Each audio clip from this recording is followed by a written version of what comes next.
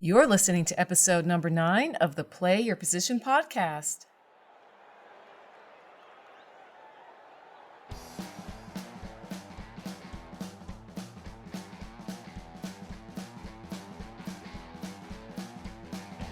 Welcome to the Play Your Position podcast, where your story matters and we make it count. Here's your host, Mary Lou Kaser.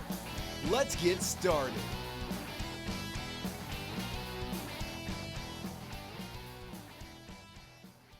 Hello, everyone. I am very excited to introduce my guest today, Carol Ann Jones. Carol Ann, are you ready for kickoff? I am. I know very little about football, but I had an exchange student from Denmark once who came all the way here just to play American football. Oh, that is terrific. Well, Carol Ann has been singing all her life. After raising 2 children, working 20 years behind a computer, and running a dairy farm with her husband, she felt it was time to chronicle her life in music. She wrote all of the songs on her debut album, Out of the Blue, and has since written and performed many other songs and albums. Carol's music hit the national airwaves in early 2010 when her song All About the Wheels was featured on NPR's popular show Car Talk with Clack. That same year, her music aired on several Vermont stations, and she has some exciting things in the works with a pilot show about singer-songwriters that could get picked up by the Discovery Channel, the Travel Channel, or public television. Carol Ann recently made her theatrical debut in an original play titled Girl in the Other Room, and her original music scores the play. Carol Ann, I know you have a lot more to share with us than what I just said about you in the introduction, so why don't we start the show off with you describing for listeners more about the position in the music world that you're playing right now, and how has playing this position guided and shaped your life at this point? First of all, hello, and thank you so much for having me on your show. But it's fun to hear you talking about all these projects going on. I kind of forgot about some of them. It's like, oh my gosh. The play, The Girl in the Other Room, is coming up just in the next few weeks. We're going to be doing a Vermont tour of the play. And so that's in foremost of my mind. I've got a dress rehearsal in a couple hours. What I do during the day is really the most important position in my life right now, I think. And it was a long, 45-year road to get me to this position in life. And that is using music as therapy for people who are in need, people with Alzheimer's disease or another form of dementia, stroke patients, people who've been in horrible accidents that need music as therapy, things like this. Yesterday was a good example of a typical day.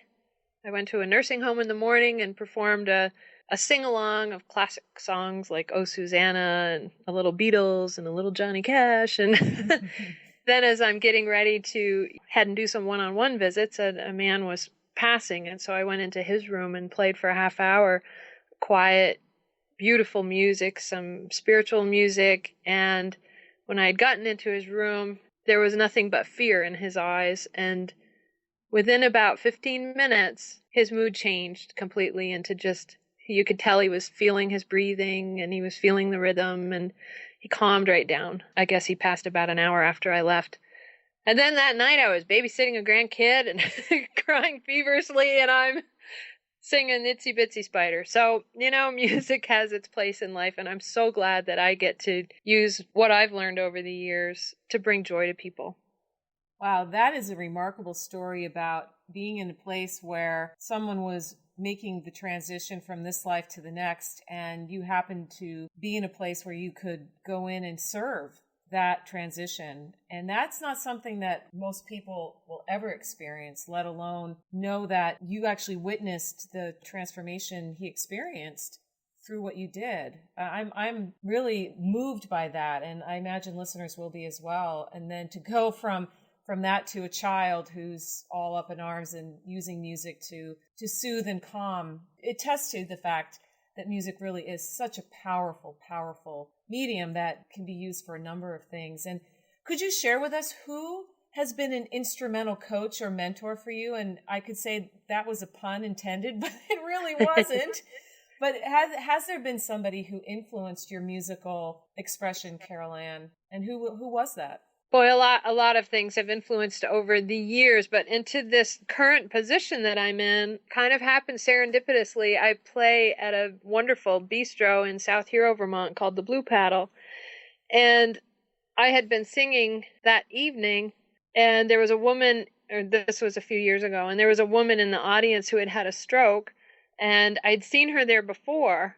And after my performance, and I was playing my original music and throwing in some popular cover songs, her husband came up to me after the show and said, I always look for when you're going to be here on the calendar, and I bring my wife because you have an effect on her, and you can get her to hum, and she starts to move, and she's really improving when she's listening to your music.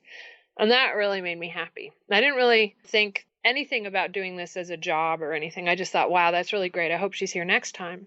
And then a couple weeks later, I was playing, the weather was better, and I was playing outside. And after I got done my set, another person, I don't think I should name names, but another person came up to me and said, "Hey, Carol." And I was just packing up my guitar. She says, "Hey, Carol, do you know any Bonnie Raitt?" And I said, "Well, I do." And so I started playing a song that she knew too, and we sang it together, and it was really fun. And I didn't think much of it. And later, her friend came over to me and she said, "Carol, do you know how much what just happened means to me?" And I said, "What do you mean?" She said, "Well, my friend had tongue cancer, and she hasn't sung in years because she's always a little embarrassed about her mouth and didn't think she was good anymore, didn't think she could sing." And I said, "My God, I had no idea." Well, the next day, I get the St. Albans Messenger, which is our local paper, and there's an ad in the classifieds for a recreational assistant at a nursing home in St. Albans, and looking for someone who loves music to share music with our residents. And I thought, well, this must have happened as a strange twist of fate. I just have to call, even though I don't really need another part-time job. I think it's a calling. And so I called and interviewed with Cindy. And she's been a coach since then, saying, "You are right where you need to be." And, she's so happy that I called her, and I'm so happy that she put that ad in the paper, because it wasn't long after I'd been there that the first incident of me playing for someone who was dying happened. And it was so moving, not just for me, but for this resident who, again, he was fearful. It's coming. Dying is much harder than childbirth, I'll tell you what. It's a huge job. Music can be that facilitator that brings the whole family together into a joyful place that takes some of the fear away and unites them all into that rhythm, that joyful music. She's great. Cindy's great. She's been a perfect coach. The folks at the Blue Paddle keep encouraging me. "We love what you're doing." And I keep playing there every month. And, that two totally different venues, playing for people who that music is critical, and then people who just need to wind down at the end of the day, play them some rock and roll and stuff. Yes, the variety of needs that music fulfills is really remarkable. And you've just explained so beautifully a variety of needs, and some I imagine that listeners may not have considered, because obviously there's the, hey, let's go grab a beer at the end of the day and we'll go listen to some great jazz or some great bluegrass, or there's a rock band playing, and that's a pretty common cultural experience for people. And it's so fun. And it's really fun for me, too. Oh, absolutely. As a performer, which you clearly are, not only are you enjoying what you're doing on the stage, but you know that you're serving a broader audience, that you're touching lives. And I think in the years that I've been on this planet, there's very little that can compare to that feeling. When you know that you're truly playing in position, and it's like the world disappears, and it's just, you're in that zone. I know that's kind of a cliche, but it really is what it is. It's true. Yeah, we see it in athletes, we see it in musicians, we see it in performers and leaders and corporations, and just even people that are doing what they love for what they earn their keep from. And that brings me to the next part of the show, which I call Move the Chains. And you've touched on it a little bit, because you talked about having that serendipitous moment when you weren't really looking to make a pivot, but you saw the ad and you said, "You know what, I think I might be good at this and I'm going to go explore it."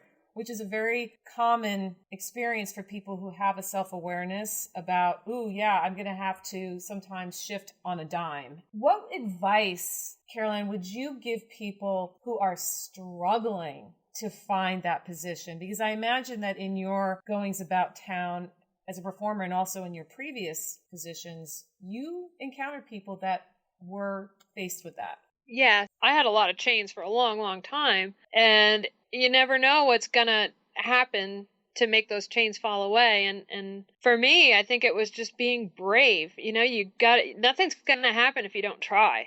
I used to have incredible stage fright, and my voice would tremble like crazy. My arms and my legs would be shaking.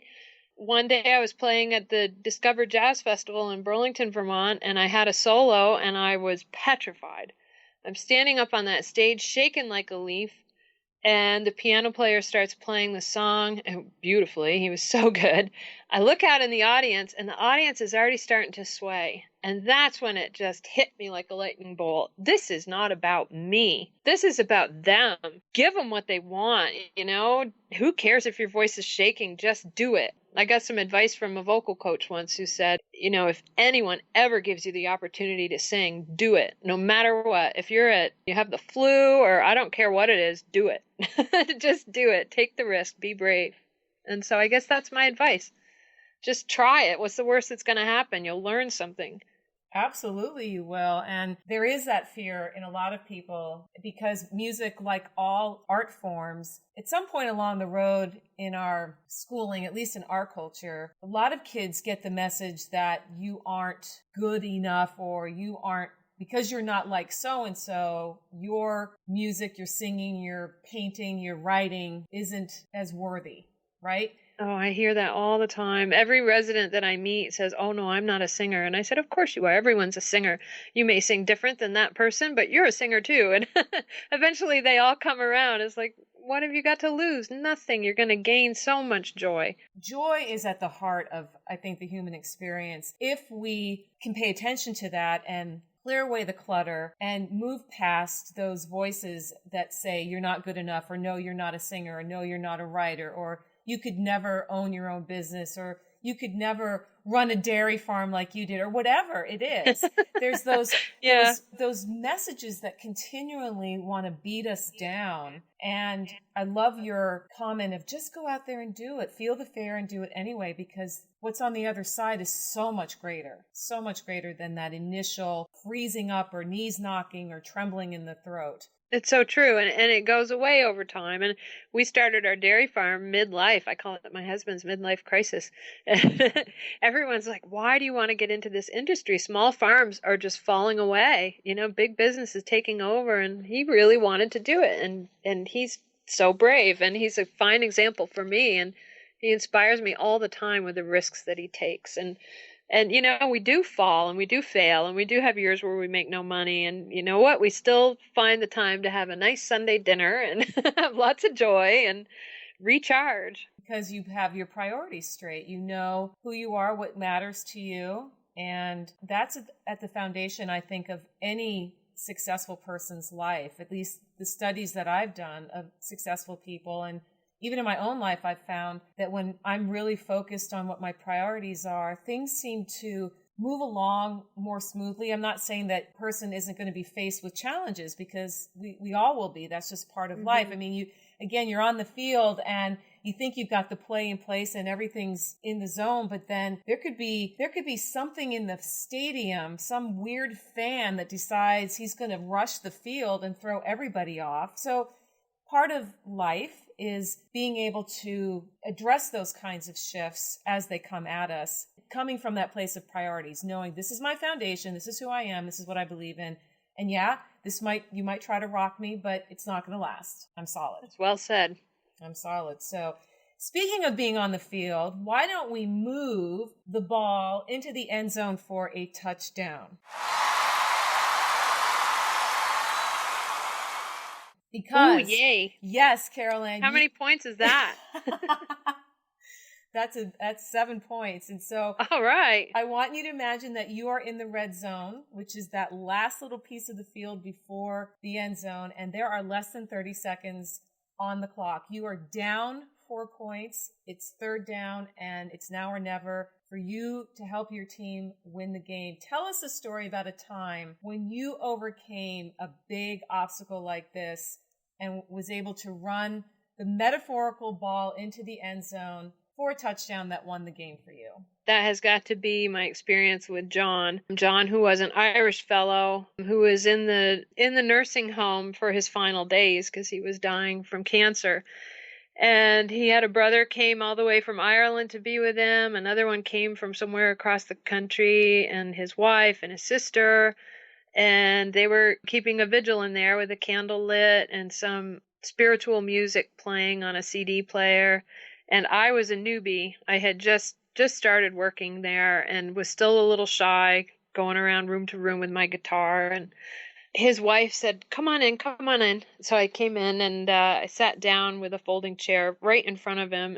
His eyes were closed. They had him propped upright. And I was playing a song for him, Red River Valley. His wife left the room. I think it was emotional for her. And his brothers came into the room. And one of his brothers said, that song is very, very special to us because we moved to Dublin and we were, we didn't really want to move, but we had to move. And our father sang that song to us as we traveled to Dublin. It means a whole lot to the family. And I thought, wow, that's really cool that I happened to play that song. They invited me to keep playing. I played for a little while longer, and John would open his eyes a little bit and he'd start to move his hands a little, and he couldn't communicate too much, but you could tell he really enjoyed this. Well, they asked me to come back the next day, and so I did. They had given me a list of songs that they wanted me to play, a lot of Irish songs like Danny Boy and Molly Malone. So we played, and one of the brothers brought a harmonica, and we really got going, and they were singing harmonies, and John was smiling and was enjoying himself so much. And then one of the brothers says, "Hey, you don't know Bobby McGee, do you?" And I had just sang that song the night before at a bar. I'm like, I do know it. I know it quite well, but I got to tell you, when I sing it, I really let it go. I let it fly. I belt it out like Janis Joplin. And they said, oh, good, because he loves that song, and it's really one of his favorites. And so I started singing it, Busted Flat in Baton Rouge, and I'm playing the song, and his brother's playing the harmonica, and John lights up, and he's lifted his arms up, and I'm telling you, he's right at death's door, and he's still lift his arms up, and his eyes are wide open, big blue eyes, and he's smiling. And what I didn't know was the room had filled up behind me. The nurses, the priests, people that were in the hall had all come in, and he was kind of like directing them. It was amazing. It was life-changing. And for me, it's like, this is what I want to do. As long as I can sing, as long as I have air in my body, this is what I'm going to do. And that day was a touchdown. Oh my gosh, that wasn't just a touchdown, Caroline. You know what that was? That was the Super Bowl, when literally your team has been fighting the whole way. And right at the very last second, those last seconds of the game, when all the fans are wondering, is this going to happen? You pulled it out. And I am absolutely filled with emotion, and I'm smiling, and I can picture John in the room. And thank you so much for sharing. What a magical, powerful story. Oh, thanks.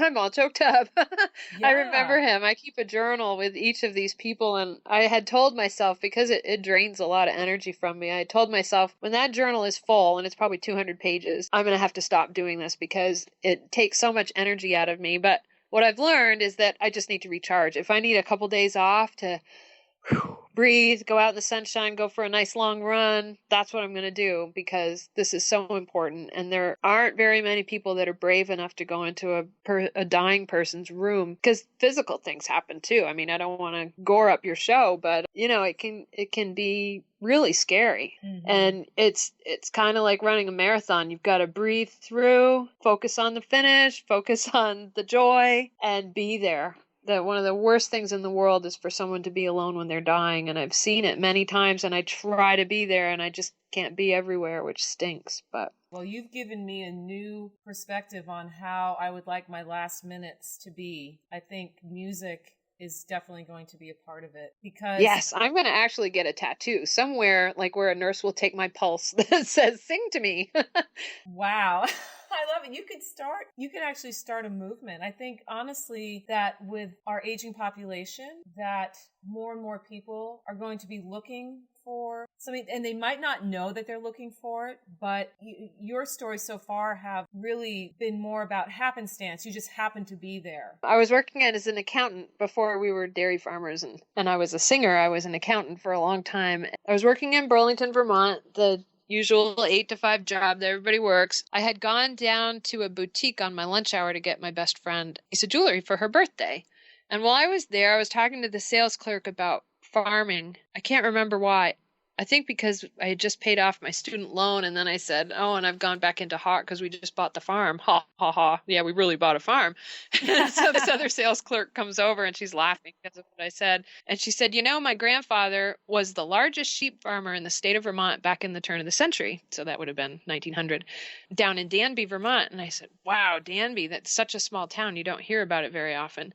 And I said, when I was 16, my grandmother told me that my mother had been put up for adoption by a woman from Danby. I wonder if there's any way somebody in your family would know the story, And she said, really? Kind of looked at me quizzically, and I looked back at her and I said, I don't want to freak you out, but you look a little bit like my mother. I said, put your hands on the counter, because my mother and I have the same hands. And so she put her hands on the counter, and I was like, oh my God, we have the same skin. And then she looked up at me and smiled, and I said, oh my gosh, you've got the same jaw and teeth like my mother, and her crow's feet are the same as my mother's. I'm like, you kind of look like her. So then I'm really excited, thinking maybe it's a cousin or something. So when I got back to my office, I told my best friend worked at the office with me. I told her what had happened, and I decided to call the Lund Home, which is, I think it's a 110-year-old facility here in Burlington that was for women who got pregnant out of wedlock, and they'd go and have their babies, and it was an adoption agency. And so I contacted them, and by God, they still had information in the files from back in 1936 when my mother had been adopted. And I knew my mother didn't want to know anything about her biological family, so I knew not to ask. But she had told me a long time ago, if you ever want to find out something, go ahead, but I don't want to know anything about them. And so I had always respected my mother's wishes, and I didn't want to know anything about them either, except for that I ran into this woman who looks just like her. So they sent me a list of non-identifying information, which is a letter that had been typed by the Lund Home, and they blank out the last names, but they leave the first names, and they included dates. So I took that letter, and it also had a description of her mother. Her mother's name was Jessie, and she had had 10 brothers and sisters, I believe, and they were from Danby. So I brought that letter into the boutique, and I showed the sales clerk, and she said, oh my God, Jessie's my mother. Uncle Oakley, Uncle Clayton, this is my family. She said, your mother is my sister. And I'm like, oh my God, Aunt Linda. And we became friends right away. It was so cool. But I couldn't tell my mom because my grandmother at this time had been in a nursing facility dying for the last several months. No one could understand why she was still lingering, but she wasn't eating anymore. She was barely taking any water, but she continued to keep ticking. And, we'd go and visit, but my mom was really depressed. And my mom's a registered nurse, and, she felt the need to be with her almost all the time, which is good for my grandma. But, it was really wearing my mom thin, and my mom had heart disease. So I didn't want to add any stress to her life. So anyway, Aunt Linda and I got to be really good friends. The months went by. Let's see, this happened in June. And come August, Grandma was still hanging on. She was kind of, I don't want to get gory again, mummifying, there wasn't anything left to her, but her heart was still beating. She couldn't communicate anymore. My father said, God, Carol, your poor mother, this is really wearing her thin. I don't know why Grandma's still hanging on. And then I thought, is Grandma hanging on because I know about this family and she wants me to get the cat out of the bag, or, let my mother know she's got a connection to her biological family? So I told my dad, which I had reservations doing because he also has heart trouble. I've been holding this secret. I found Mom's little sister. She's 11 years younger. She's funny. She's musical. She's part of the family. It's awesome. But I don't want to tell her because I know it'll get her even more upset. And Dad said, yep, I agree. Don't tell her. I said, well, what if I tell Grandma? I'll spend the night. I'll just snuggle with her and kind of tell her in a non-upsetting way what I've learned. And he said, well, you could give that a try. So I went to the nursing home and asked if I could spend the night in her room, and they brought in a recliner for me. And I was holding my grandma's hand and I sang her a bunch of songs, and I couldn't get up the courage to tell her. And I was trying to formulate, how do I tell her without upsetting her? And I said, well, I'll just use first names like the Lund home did with me. And so I said, Grandma, I found out that Jessie passed away. She was in her 80s and she passed away. But she had 3 more little girls, and one of them lives right here in Burlington, and Mom is going to love her. When the time is right, I'll introduce them, and I'm sure they're going to be great friends. Then I just kept holding her hand and singing to her until I fell asleep. The next day, my parents got there in the morning, and my dad and I went out into the lobby to work on a puzzle, and my mom was alone with my grandmother in her room, and I heard my mom call out, she's going, she's going. And so me and my dad went in, and I held her hand, and she just passed away so peacefully. And I've seen it go the other way. So I do know what I'm talking about. She just floated away, and I said, Grandma, go dance with Grandpa. He's been waiting up there for you. And my mom cried, but it was done and peaceful, and thank God for that. I told my dad, I said, well, let me know when you think Mom can handle some good news, because I know now's not the time. So it was after the funeral, and a few days later, my mom's birthday was coming up. And Dad said, why don't you tell your mom for her birthday? I planned to do that. Well, her birthday was September 11th, 2001. Oh my Bad gosh. timing. Oh wow. I picked up the phone and called her and gave her different news. I woke her up that morning and said, happy birthday, and you got to turn on the TV. So then, we waited. Another few days went by, and then I thought, we really need some good news now. So I invited my parents up to our farm for dinner, and I said, Mom, how about you and I go for a walk in the apple orchard? And my grandmother had an apple orchard, so this for me was symbolic. This is good, because we'll be thinking about Grandma in the orchard. We were out in the orchard, and I said, Mom, just dropped from the sky. I was shopping in a shop, and I found a woman who looks just like you, and it turns out she's your little sister. And I told her the whole story and everything that had happened, and my mom said, well, that's nice, but I don't want to know her. And I was crushed. I'm like, oh no. I didn't expect this. I should have expected this, but I didn't. So I said, oh, well, that's a bummer. She said, well, I think it's nice if you're friends. Go ahead. That's really nice, but I don't want to know her. Kept visiting Linda, and we grew really fond of each other. And then just before Christmas, my mother wrote to me, or called me at work, and she said, as a Christmas gift to you, I think I'd like to meet my sister. And so I picked a day. I checked with Aunt Linda to make sure she was going to be at the boutique, and my mother came to my office, and I walked her downstairs and through the alley to this little boutique on College Street. And we walk in the door. We're both really nervous, and she wasn't there. I'm like, oh, crap. Oh, yeah, she's running a little late. And so we went back out, and we stood in the entryway, and then here comes Aunt Linda through the door with her big cup of coffee. She kind of like, when she comes into a room, she's kind of like Kramer on Seinfeld, Here she comes. Takes your breath away. Well, anyway, she walks through the room, and she sees my mother, and her jaw drops. And they look at each other, and they knew each other right away. It was incredible. They just smiled at each other, and they both started to cry, and they held each other. And oh my God, was it incredible.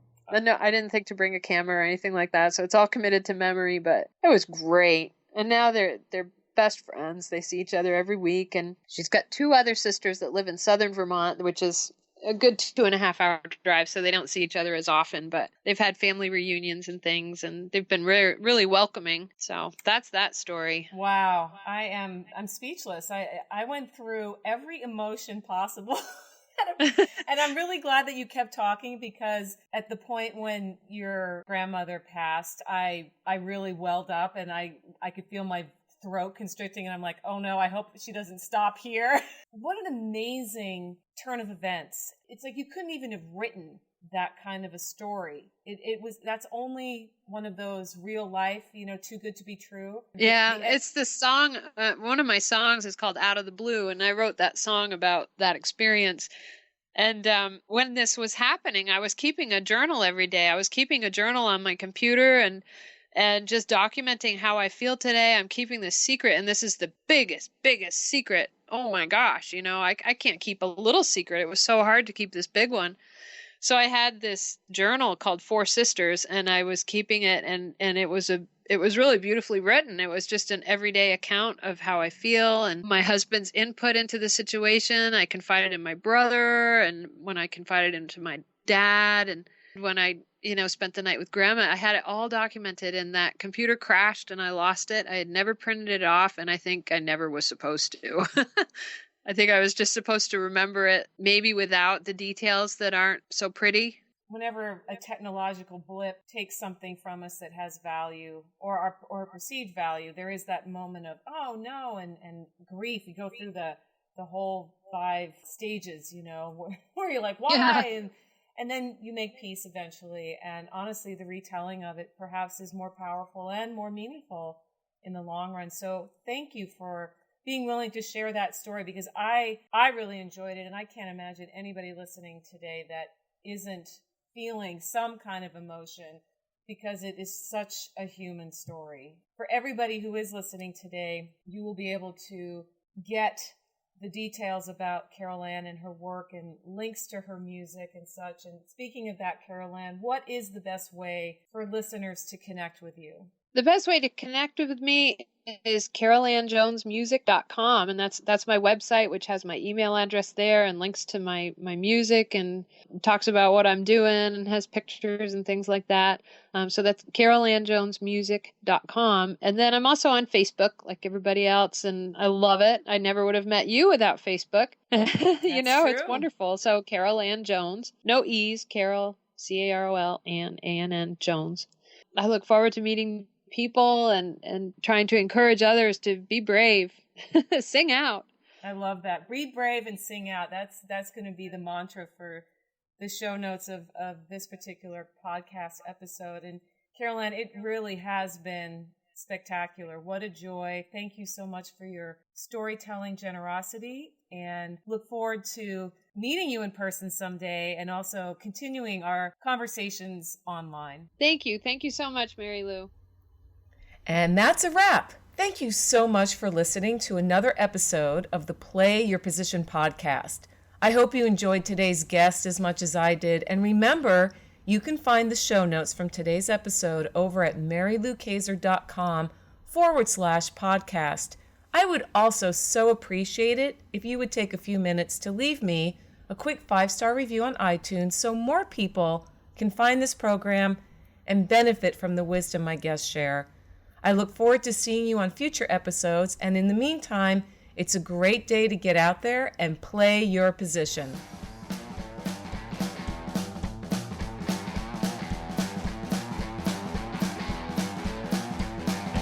Thanks for listening to the Play Your Position podcast, where your story matters and we make it count at maryloukaser.com.